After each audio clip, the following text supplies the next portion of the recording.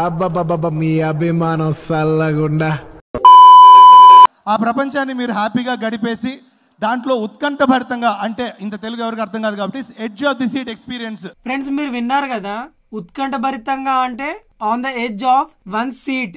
The climax of the movie was so thrilling, it kept everyone on the edge of their seats. Is it? ఏదన్నా ఒక సినిమాని ఒక exotic location లోకి తీసుకెళ్లి shoot చేయడం చాలా కష్టం.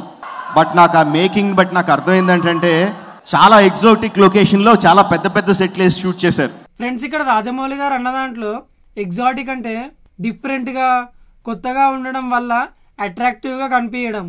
That sorry looks so exotic with those colours.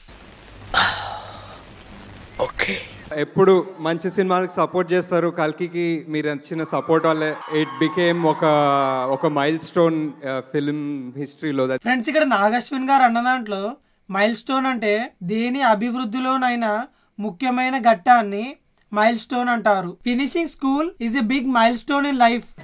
కరెక్టే కదమ్మా? So first of like beautiful work, great production, quality కనిపిస్తుంది సినిమాలో. ఫ్రెండ్స్ ఇక్కడ నాగశ్విన్ గారు అన్న దాంట్లో ఫస్ట్ ఆఫ్ అంటే మొదటగా first of let me thank everyone for coming. Okay, నిజంగానే నాకు ఏదో తమిళ ఫిల్మ్ వచ్చి నేను ప్రమోట్ చేసినట్టే లేదు మీ ప్రేమని చూసి. Thank you very much, I'm really overwhelmed. Thank you. ఏం ఇంగ్లీషు, తెలుగులో చెప్పొచ్చుగా ఇదే. ఫ్రెండ్స్ ఇక్కడ సాయి పల్లవి గారు అన్న దాంట్లో ఓవర్వెల్మ్ అంటే ఒక ఎమోషన్ ని గట్టిగా ఫీల్ అవ్వడం లేదా ఫీల్ అయ్యేలా చేయడం. Audience overwhelmed Sai Pallavi with love.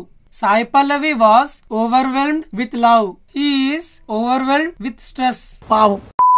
Thank you so much Sai Pallavi garu. And yes, looking forward for Thandel సినిమా కూడా మళ్ళీ కలుద్దాం తప్పకుండా. ఫ్రెండ్స్ ఇక్కడ సుమ గారు లుకింగ్ ఫార్వర్డ్ ఫర్ అన్నారు కదా, తప్పు, ఇది తప్పు. లుకింగ్ ఫార్వర్డ్ కి ప్రిపోజిషన్ టు వాడాలి, ఫర్ కాదు. తెలిసయ్యా కానీ మానలేకపోతున్నా. I am looking forward to the Thandel movie. Okay అమ్మా,